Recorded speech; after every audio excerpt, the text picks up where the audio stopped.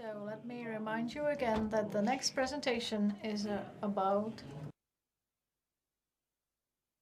why the the Mariánské Square in Prague was transformed.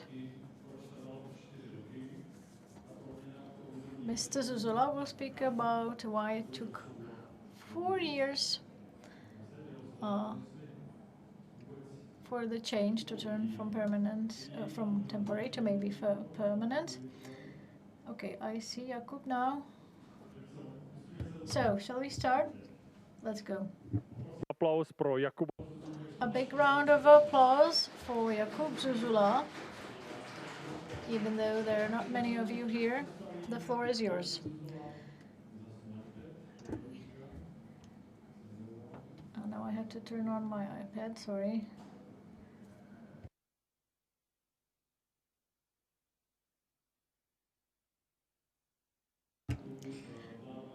JAKUB ZUZULA is an architect at the Institute of Planning and Development, and he's the father of this concept.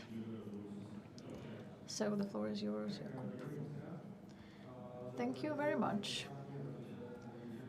First of all, thank you for having invited me.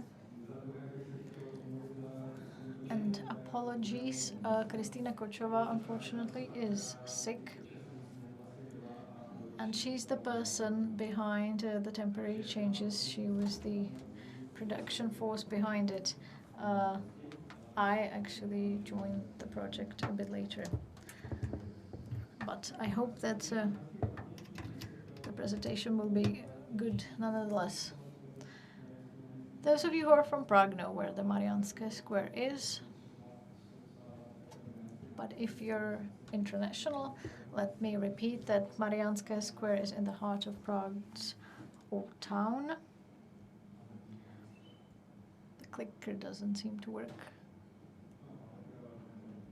Anyway, okay, things are...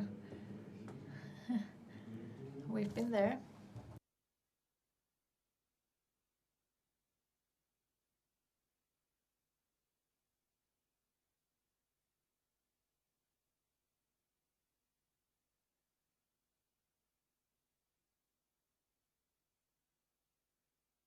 Okay, it doesn't matter.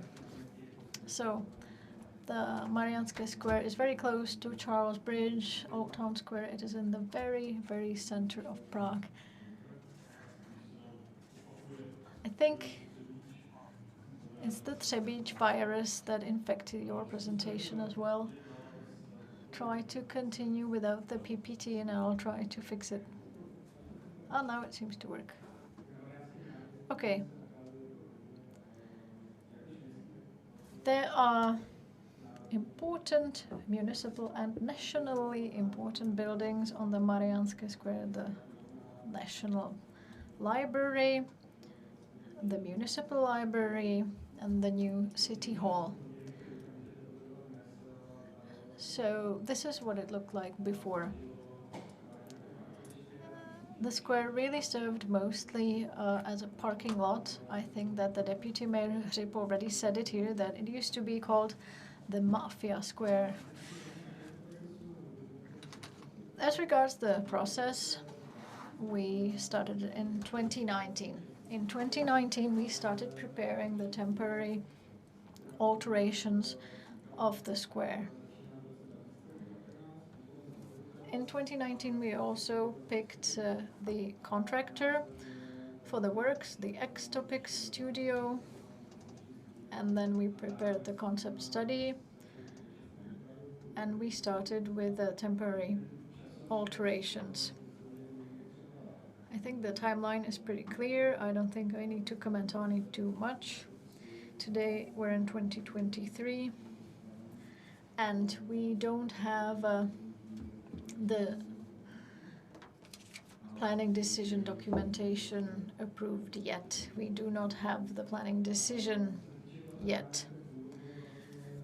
So, as regards the brief, originally the Mariánské Square was only defined by the blue line here, but you know, as it goes with architects, once you start digging in, you realize that if you change something on the square, it will have an impact on the vicinity of the square, so the project got enlarged a little bit. There are 3 stages of the project, and the Marianska stage, the blue stage, is the furthest. The square itself actually already has the planning decision documentation approved.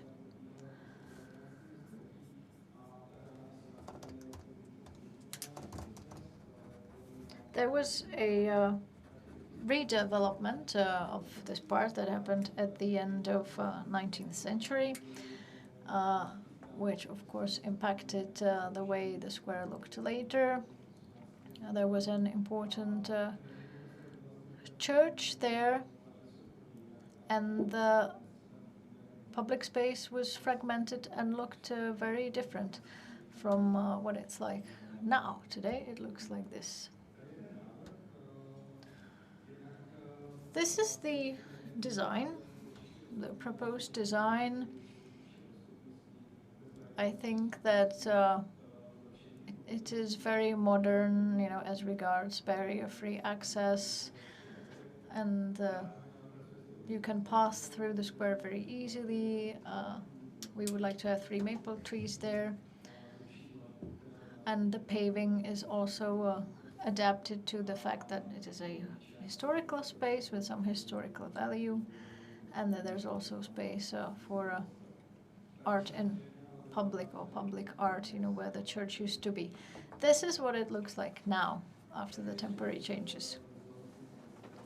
This is the visualization from the northern part where you see the bench, and in the paving you see the line where the redevelopment was done at the end of the 19th century.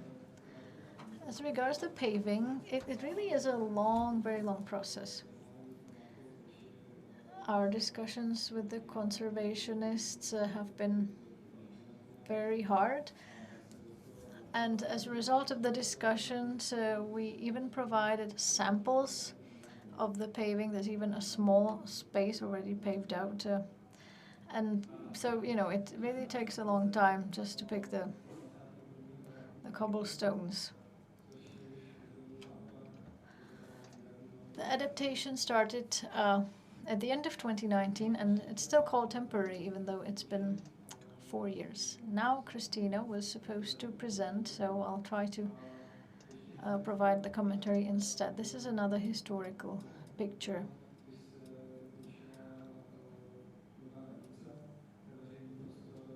This is what it looked like when the new city hall was finished. There was a lot of free public space, and we would like to go back to this situation. This is what the square looked like until 2019, around 30 parking spaces that are not there anymore, and also a lot of garbage bins. After the temporary alterations, Christina told me that it was a very bizarre feeling that a person fresh out of school then starts working at the Prague municipality and has to deal with all of this bureaucracy and a long list of abbreviations, and you're trying to implement a change that in reality would take 3 days. If you just started doing it right now, it would take 3 days, but the negotiations take months. Here you can see the pots for plants. Originally they were very well taken care of. This is not the case anymore, and I'd like to speak more about that later. Christina said that when they spent working there, when they were there for 3 days, they heard comments like, well, why would anybody go there? What would people do there? But whenever you put something in there, the barriers for cars, people sat on the barriers and started creating the public space. So it worked very fast. This is a picture from the new town hall right after we put it in place. During the mobility week, we had a participation container there, and we used the results of people's comments for the concept study. And it was also a material for the municipal library, which were to become the administrator of this space, and the library would also use it as a place for cultural events. Here are a few pictures from the mobility week. We had different stalls there, and people came in big numbers. So the square really started fulfilling a completely different role. Many people came, the event was promoted quite heavily, and then they suddenly started using the square. Here are pictures from thermal cameras. We installed them together with the Czech Techno University, and this on the left, it's how people move around before the change, and on the right after the change. So it's a drastic change, I would say. This is from the municipal library's annual report, because the library hosts various events on the square, and in 2022 there were a number of events. And of course, the annual report is not perfect, but those are temporary problems, and the way the square looks now, of course, has some temporary problems, but they are temporary. Now, let me make a switch. I will leave the Mariánské Square and go to the Troja Chateau. In 2021, we started trying to move these cars away.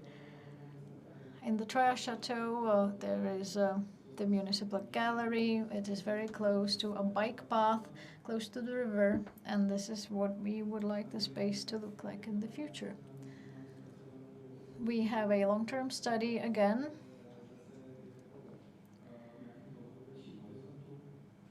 So we know it will not be done anytime soon, but it is ready. So we said, okay, let's do a temporary change again, and we did it as part of a Troja Day, when we removed some of those parking spaces temporarily and we gave them back to the people. This lasted for 2 weeks. The year after that, we did the opening of an exhibition,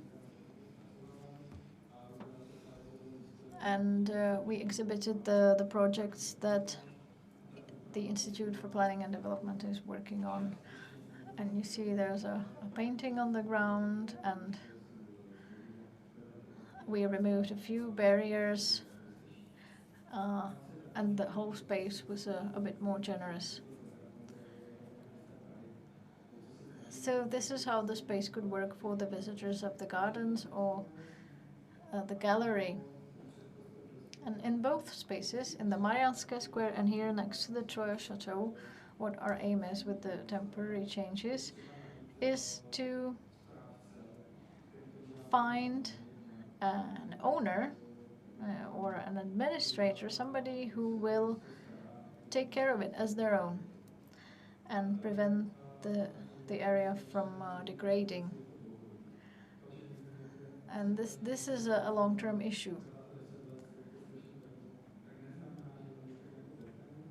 Because there's no dead end. The fact that you manage to build something or implement something very big for which you pay a lot of money, that's not it. That's not enough, right? Like, the big task is to keep maintaining it and make it as sustainable as possible.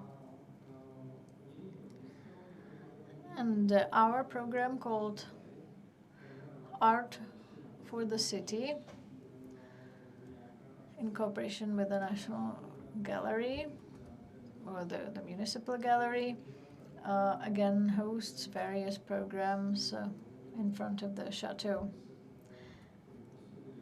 and we cooperate a lot with the local stakeholder who again assumed ownership of the project, as in they feel responsibility for it. Because coming somewhere and changing something temporarily, everybody can do that. But finding somebody who will be active there for many years to come, who will assume ownership of the whole case, that's the most important thing. In the Mariánska Square, you have various institutions who have buildings around the square, and it's kind of hard to find a balance between them. But I'd like to be optimistic and tell you that it is possible. You can achieve your goal.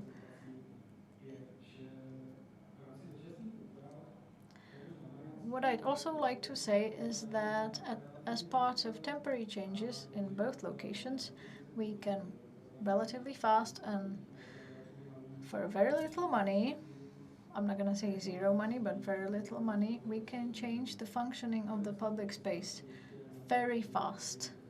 We can transform it from a parking lot to a real public space very fast, which is a two-sided sword. On the one hand, you achieve your goal relatively fast and you don't need much money, and you resolve the biggest problems that the space has, which on the other hand may actually diminish the motivation of people to continue and to actually push the project to its final end. But if you didn't start, then someone in an office is drawing a project, and then they show it to the public, and then they modify it, and then they show it to them again, and then it's talked about at the city council, and then it still remains in the drawer, right? By making these temporary changes, you improve the space relatively fast, and you, most importantly, maintain the awareness of this space. And people, every time they go past, they realize, oh, something's happening here, something's going on, and we want to see the results, right? So you keep the tension in a good way. So that's it. Thank you. JAKUB ZUZULA. It was JAKUB ZUZULA. Thank you for showing us how we can instigate temporary change that can become permanent change, maybe. From what has been said today, has anything surprised you, inspired you? Do you have 1, 2, 3 takeaways from today? I wasn't here for the previous presentation, but I've just heard an interesting comment about planting trees on the square. Okay, I don't know if we should do this in Prague too, this guerrilla planting. But overall, I'm not surprised. I'd say I'm pleased that we have the same problems in Milan, New York, Bratislava, and Prague. The problems are very similar. It's not just us mired in these problems. Clearly, these issues are the daily bread of our colleagues in all the other countries. This should make you all optimistic, not pessimistic, but optimistic. It's worth it, striving to improve these things. We all are dealing with this. We have a wonderful audience here, so do you want to ask a question? So here's the mic. Thank you. Hello, I am Marek Lahoda from Brno. I'm not really an insider, Prague's insider, so how come it doesn't have the planning decision documentation yet? Yeah, I think we can say that publicly. Like any other public space, I mean, just have my experience from Prague, but I guess it's the same everywhere. changes in public space always create conflict, right? Because there are a number of future users of the space, and everybody has an opinion, and everybody has a slightly different perspective, of course. And very often you encounter a detail, or maybe a slightly bigger detail, where two institutions from which you need the stamp, from which you need the approval, have a completely opposite opinion. And then you have to keep negotiating, and one side will backtrack and the other side will then take a step back, and you have to apply pressure, soft pressure, or bigger pressure like our colleague in Třebíč, and it takes a long time. But here specifically, why don't we have the documentation yet? Why is it not approved yet? Yeah, it's mostly the conservationists. The conservationists have a different opinion of public space than we do. But we have reached an okay agreement that is okay for us and the people who work on the concept study. And then it's up to the district. The city district cares a lot about transportation, and they have some conditions. They want other things to be built as a compensation for this change. Okay, more questions for Jakub?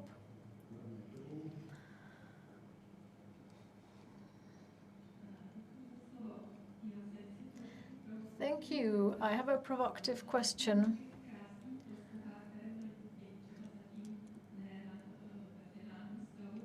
Why? I know these are temporary changes.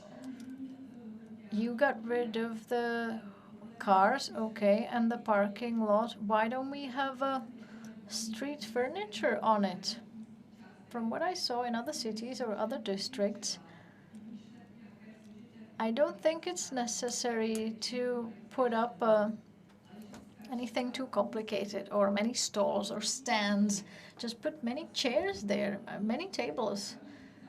It will immediately fill with people. You do not have to have organized fun or something like that. In Times Square, for example, I think they had a 6-lane road there before, and then they canceled that, and suddenly 1,000 people sat on that square without restaurants, without any organized activities, without any cultural program. I saw the same thing in Prague for, I think it's Vyskočilova Street.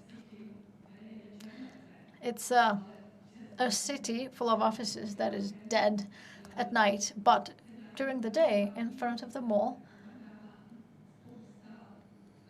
there are a number of sunbeds. I guess the developer puts them there, and people just come there with children. People love public space. Thank you for the question. Was it clear? We saw the same with Stefano, who showed us examples from Milan. As soon as they put chairs and tables there, the place was full of people.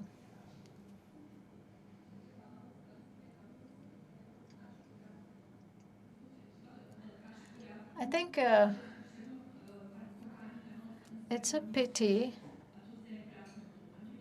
For example, the Malostranské Square, there's no parking space there anymore, but there's like one tiny table and a tiny chair. It's not enough. Thank you for the question. They put a number of chairs and tables there, the Prague chairs and tables, part of the initiative. So we placed them there. But yes, people take them away more than from other squares. Yeah. Obviously, you naturally lose furniture from time to time. It breaks down, but here the attrition is more prominent.